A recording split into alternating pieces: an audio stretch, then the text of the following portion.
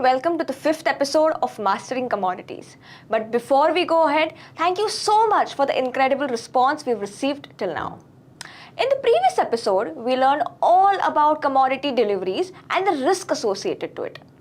आज हम सीखेंगे about various instruments of commodities.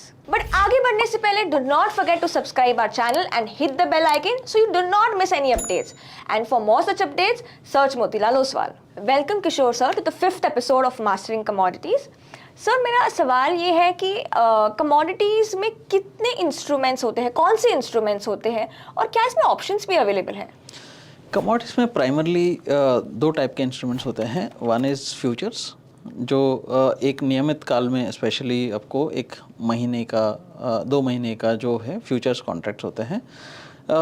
उसके ऊपर ऑप्शंस भी अवेलेबल है और ऑप्शंस हालांकि यहाँ पे 2 साल से ही अवेलेबल है. कमोडिटी मार्केट करीब 18 साल से कमोडिटी इंडिया में ट्रेड कर रहे हैं, बट पिछले 2 साल में इसका कमोडिटी ऑप्शंस इंट्रोड्यूस किया गया है. और मोर और लेस अभी जो करंट मार्केट में अराउंड 70 से 75% वॉल्यूम अभी कमोडिटी ऑप्शंस में ही ट्रेड हो रहा है. ओके अगर सर इतना हाई वॉल्यूम ऑप्शंस में हो रहा है, so is this option similar to the options in equity market? Yes absolutely, दोनों सिमिलर ऑप्शन है. एक्सपायरी पे आपको वेस्टिंग होता है और यहाँ पे आपको दोनों कॉल पुट ऑप्शंस हर कमोडिटी में, स्पेशली जो 2 टाइप के होते हैं कमोडिटी में. One is that non deliverable options जो है क्रूड और नेचुरल गैस. जो एनर्जी कमोडिटीज़ है, टिपिकली एनर्जी में डिलीवरी नहीं होता है बिकॉज लीगली आप क्रूड ऑयल आप घर पे रख नहीं सकते हैं या नेचुरल गैस आप घर पे रख नहीं सकते हैं कि गवर्नमेंट एलो नहीं करते हैं कि इसीलिए क्रूड और नेचुरल गैस में नॉन डिलीवरेबल ऑप्शन है जहाँ पे कैश सेटल हो जाता है. बाकी कमोडिटीज़ में गोल्ड हो गया, सिल्वर हो गया, कॉपर वगैरह जो अदर कमोडिटीज़ में ऑप्शन भी at the end of the expiry option बदल जाता है फ्यूचर में और फ्यूचर डिलीवरी में बदल जाता है. तो ये एक छोटा सा फ़र्क है इक्विटी ऑप्शन और कमोडिटी ऑप्शंस में.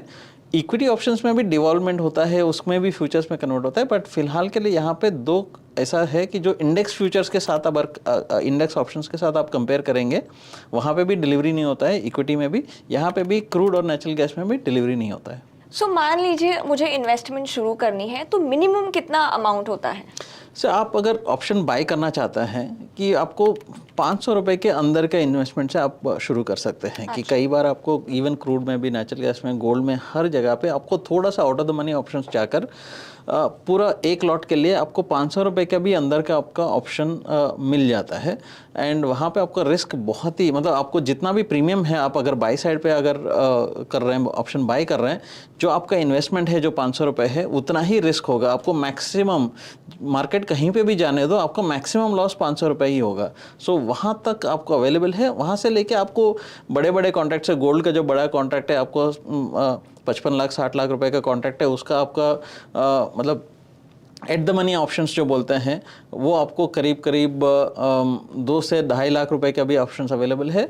और आपको लोएस्ट टू लोएस्ट आप आउट ऑफ द मनी जाते हैं तो 500 रुपए के अंदर का भी ऑप्शंस में आप ट्रेड कर सकते हैं. सो मिनिमम 500 से शुरू कर सकते हैं. बिल्कुल sir, in the previous question आपने बताया कि एनर्जी डिलीवर नहीं होती है, तो अगर इसकी एक्सपायरी अगर मिस हो गई तो फिर इसको सेटल कैसे करते हैं? तो भी कैश सेटल होता है. जो प्रॉफिट, जो नफा नुकसान जो बोलते हैं, जो प्रॉफिट और लॉस एक्सचेंज हो जाता है और कैश सेटल हो जाता है. ओके, तो आज सर हेल्प अस अंडरस्टैंड कि कमोडिटीज के कितने इंस्ट्रूमेंट्स होते हैं और कितनी अमाउंट लगती है इनमें निवेश करने के लिए.